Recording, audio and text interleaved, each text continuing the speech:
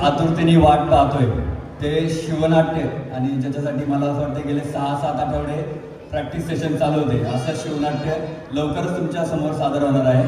त्यामुळे तुम्ही थोडं अजून पेशंटली वाट बघा आणि मी विनंती करतो आपल्या व्हॉलंटियर्सला की आपल्या ऑडियन्समधली लाईट्स ऑफ केल्या तरी चालू शकतील. एका वेगळ्या अनुभवाची आपण आता वेगळा अनुभव घेणार आहे आपण थोड्याच वेळात.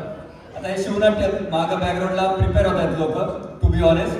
तर मी तुमचा थोडंसं या ब्रीफिंग करतो या शिवनाट्याबद्दल.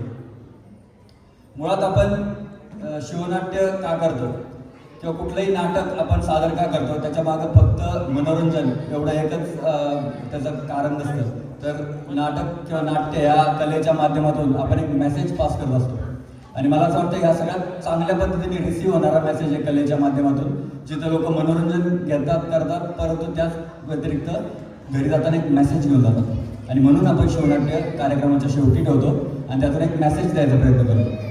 गेल्या 2-4 वर्षापासून तुम्ही पाहताय की मराठी असोसिएशन परच्या माध्यमातून आपण उत्तरोत्तर चांगली नाट्य सादर करण्याचा प्रयत्न करतोय. त्यांपैकीच आजचं हे शिवनाट्य आहे.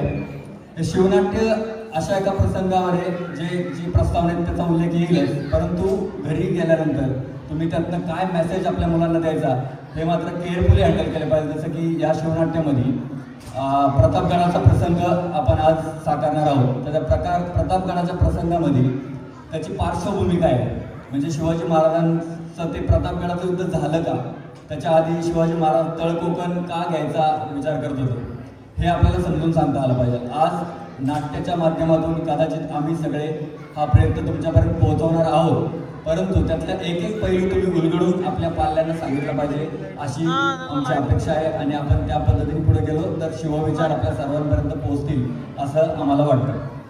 तर तळकोकण का, तर आपल्याला जॉग्राफिकली तळकोकण इम्पॉर्टंट होतं शिवाजी महाराजांना, पण त्याचबरोबर म्हणजे ती एक आपली परकीय चलन मिळवण्याची किंवा परकीय बाजारपेठ ओपन करण्याची एक संधी होती.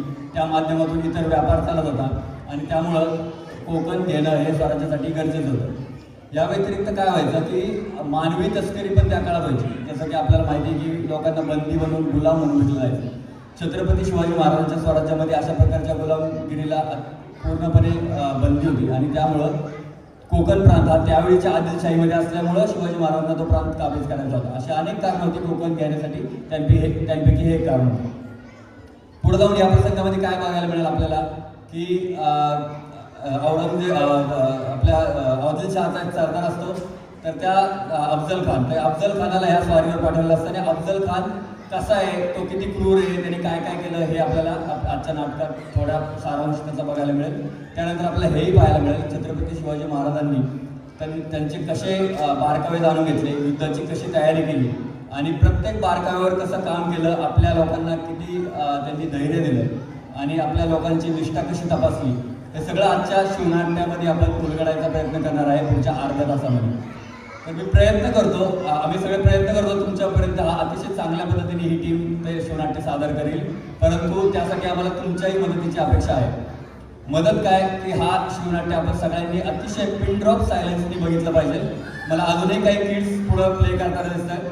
माझी सर्व पालकांना विनंती आहे की त्यांनी कृपया आपल्या किड्सना जागेवर बसावं, म्हणजे आपण उरलेल्या सर्वांना ते शिवनाट्य व्यवस्थितपणे त्याचा आनंद घेता येईल. एक लक्षात घ्या मित्रांनो, आपण या शिवनाट्यासाठी आपल्या लोकांनी 10, 15, 20 जे काही आपले लोक आहेत, कलाकार आहेत, त्यांनी गेले 7-8 आठवडे अतिशय मेहनत घेतलेली आहे, बरेच परिश्रम घेतलेले आहेत. त्याच्यामागं स्क्रिप्टिंग आहे, त्याच्यामागं बरेच डायलॉग रायटिंग आहे, त्याच्यामागं डायरेक्शन आहे आणि वेशभूषा आहेत, स्टेज प्रिपरेशन आहे, अशा अनेक गोष्टी आहेत. या सगळ्यांना न्याय द्यायचा असेल तर आपल्या सर्वांकडनं एक अपेक्षा आहे की आपण पूर्ण वेळ शांतपणे हे नाटक पाहिलं पाहिजे आणि त्यातून जो योग्य तो मेसेज आहे तो आपल्या भावी पिढ्यांना दिला पाहिजे, आपल्या मुलांना दिला पाहिजे. तुम्ही फार वेळ घेत नाहीये, आता कर्टन बंद होतील आणि कर्टन जेव्हा ओपन होतील तेव्हा मात्र तुमच्या समोर शिवनाट्य सादर व्हायला सुरुवात झालेली असेल. तर आपण पूर्व तयारी म्हणून आपल्या कलाकारांचा जोश वाढवण्यासाठी एकदा जोरदार टाळ्या करून वाजवून त्यांचं स्वागत करू आणि पुढचे 2 मिनिटं आम्हाला द्या, आम्ही प्रिपेअर होऊन येतो. धन्यवाद.